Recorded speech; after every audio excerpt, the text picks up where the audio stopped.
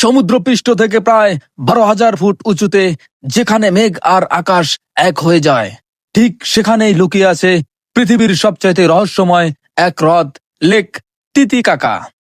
দক্ষিণ আমেরিকার পেরু আর বলিভিয়ার সীমান্তে অবস্থিত এই হ্রদটি শুধু পৃথিবীর সর্বোচ্চ নৌ চলাচলযোগ্য হ্রদই নয়, বরং হাজার বছর ধরে এটি বহন করে চলেছে এক রহস্যময় সভ্যতার গোপন রহস্য। বলা হয় এই পানির নিচেই লুকিয়ে আছে ইনকাদের হারিয়ে যাওয়া স্বর্ণ আর এক প্রাচীন মায়াপুর।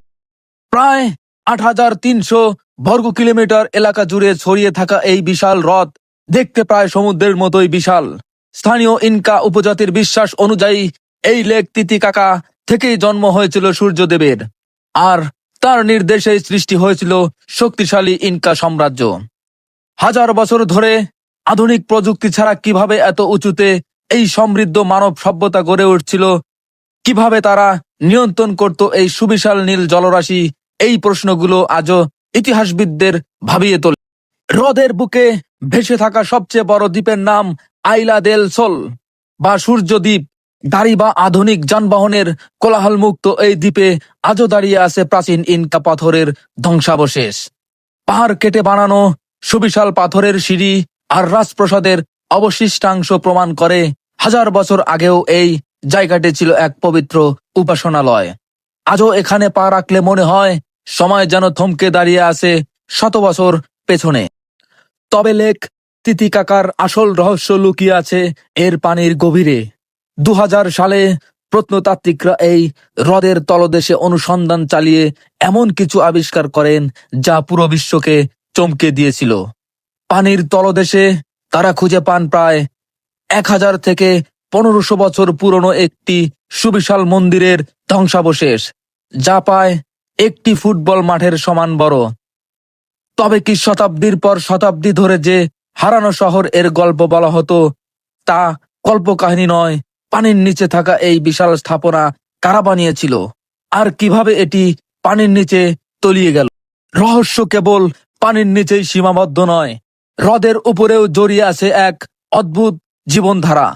উরস সম্প্রদায়ের মানুষেরা আজ থেকে শত শত বছর আগে আক্রমণকারী শত্রুদের হাত থেকে বাঁচতে অদ্ভুত এক উপায় বের করেছিল। তারা লেকের তোতোরা নামের বিশেষ এক ধরনের খড় কেটে পানির উপর তৈরি করে সম্পূর্ণ কৃত্রিম ভাসমান দ্বীপ। আজও শতাধিক পরিবার মাটি ছাড়াই পানির উপর খড়ের তৈরি দ্বীপে ও খড়ের ঘরে বসবাস করছে। তাদের জীবনযাত্রা পৃথিবীর আর 10টা সমাজ থেকে একদমই আলাদা। স্প্যানিশরা যখন ইনকা সাম্রাজ্য আক্রমণ করে তখন একটি প্রচলিত লোককথা রটে যায়। ইনকা রাজারা তাদের মণিমুক্তা ও টনের পর টন খাঁটি সোনা স্প্যানিশদের হাত থেকে বাঁচাতে এই লেক তিতিকাকার গভীরে পানিতে বিসর্জন দিয়েছিল। অগণিত রত্ন সন্ধানী এই সোনার খোঁজে লেকের তলদেশে নেমেছে, কিন্তু এই গভীর নীল পানি আজও সেই রহস্য নিজের বুকেই চেপে রেখে দিয়েছে। পাহাড়ের কোল ঘেঁষে যখন নীল পানি লালচে আলোয় রেঙে ওঠে, তখন মনে হয় লেক তিতিকাকা কেবল একটি হ্রদও নয়, এটি প্রকৃতি ও প্রাচীন ইতিহাসের এক অমর স্মৃতিচিহ্ন। হারিয়ে যাওয়া প্রযুক্তি, রহস্যময় মন্দির আর ভাসমান জীবন, সব মিলিয়ে এটি আজও পৃথিবীর অন্যতম বড় এক বিস্ময়। রহস্যময় এই লেক তিতিকাকা সম্পর্কে আপনার মতামত কি? পানির নিচের সেই হারিয়ে যাওয়া মন্দির কি আসলেই কোনো প্রাচীন সভ্যতার নিদর্শন? কমেন্ট করে আমাদের জানান। ধন্যবাদ।